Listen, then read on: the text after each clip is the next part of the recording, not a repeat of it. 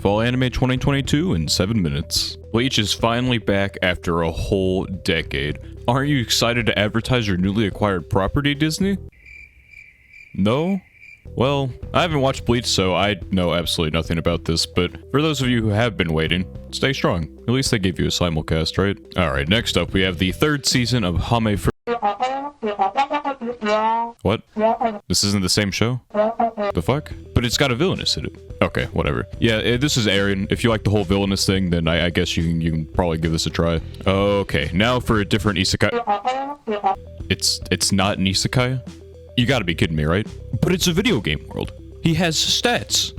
He threw a carrot at a dragon and literally exploded it. What is with this season? Okay, this one is literally called Reincarnated as a Sword. It has to be an Isekai. So first we had reincarnating as a new human. Then we had demons, followed by other living creatures. Eventually, we had to take the next step in evolution somewhere along the way. And this is it. We have now reached the point where they have started to reincarnate as inanimate objects. At least a sword kind of makes sense given some fantasy world lores, but it only goes downhill from here. I mean, what's next? A vending machine? 自動販売機に生まれ変わった俺は迷宮をさまようアニメ化企画進行中 Okay, jokes aside, I can't really say Reincarnated as a Sword is good per se. However, counterpoint, it has Fran, and we like Fran.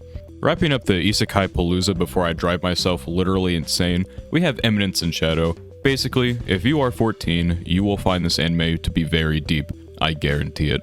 However, if you are 15 or older, you will either have a grand time laughing at this anime, or you will be like me, and question why you still continue to consume mid-isekai despite knowing that there's only pain waiting for you. This anime is edgebait, and you have been warned. We have now arrived at the next new-gen shonen anime for Naruto Twitter to call mid, despite never having anything of substance to say about their own show besides the word epic. Chainsaw Man is something I'm considering its own video for, simply because it has some anti-typical shonen behavior in it that I like to highlight, but I'm gonna need a few more episodes to see if it's actually going to continue that, and see if I actually want to cash in. Basically, it looks great and has the potential to live up to the hype the fans give it, as far as I can see anyway. To Your Eternity Season 2. Woohoo! Man, I remember when everyone loved this anime right off the bat, and then it faded into obscurity. That was fun. Apparently this second season is going to break away from the whole meet character die repeat thing, but since an episode has not come out at this point in time, I cannot really say for sure. Enter season 2 at your own risk. I'm gonna be honest, I watched 2 episodes of season 5 and lost the will to continue.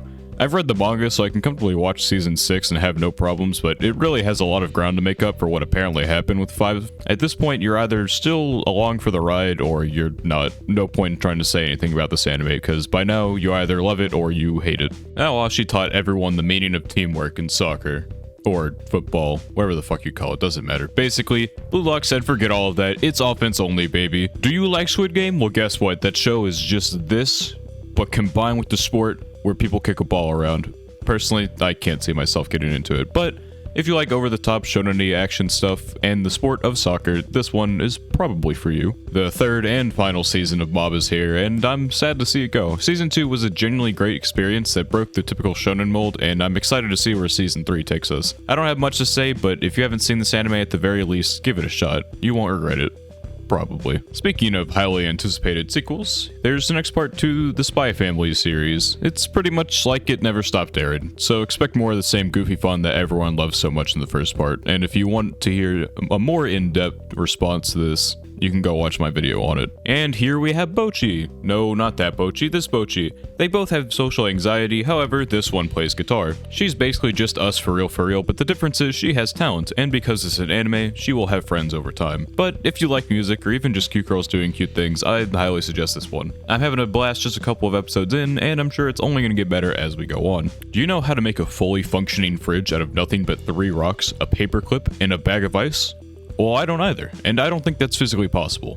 However, it is possible to make things like a book holder, or even a bench with your own hard work. Do It Yourself is a fun little anime. It doesn't go too much in depth on how to make things, but just eyeballing it, you can generally tell what you need to do. If the Grim Reaper came up to me with a pile of wood, a buzzsaw, and a drill with screws, told me to make a bench or die, I'd probably fuck it up and get killed. but there's a chance I'd be safe with the knowledge I've gained from this show, so I'd say it's for sure worth a watch. Love flops. Where do I even begin? I cannot even start to describe the first episode of this anime because there is too much that happened. If I tried to explain it all, it would defeat the purpose of this video, because it would match the length of literally every other segment combined. All I know is that in order to compensate for the first episode, I needed some more quality garbage in the second episode, and I kind of got that, so I'll probably make it to the end without crying in pain, but I can't say I suggest this one. Stay away. I came in with zero expectations, and I still left disappointed. I didn't expect much from this anime because there's literally a dude who reincarnates as an ASMR dummy head, but I did expect at least some goofy ASMR. Instead, we got like 20 seconds of ASMR drowned out by characters talking, and in the second episode, we literally got none at all. So at this point,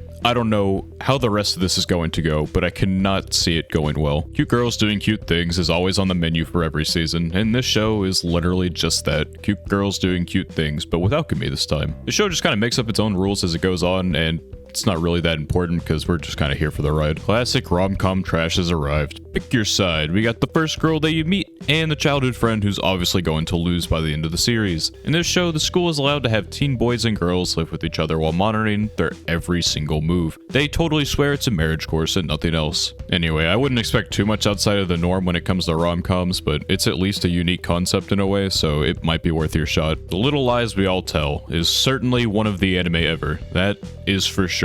We have an alien, a former ninja avoiding assassination, a psychic, and a boy at an all-girls school. I guess you can sort of see this like Spy Family, but with 4 friends instead of a family, and there's literally no stakes at all. It has the potential to be fun, but it depends on what it can make out of this premise. Urusei Yatsura is an anime that is being remade from the 80s, and you can certainly feel the age in terms of how it's written. It'll be interesting to see how this goes forward, as remakes are pretty rare in the anime world. This isn't like America where you have remakes of literally everything, so there's a lot less of a precedent for this type of thing, even if it's not the first time it's happened. Although, the opening is sung by Minami, so I'll probably stick with this to the end. She's my favorite artist, so I have no choice but to watch. And finally, we have Arknights.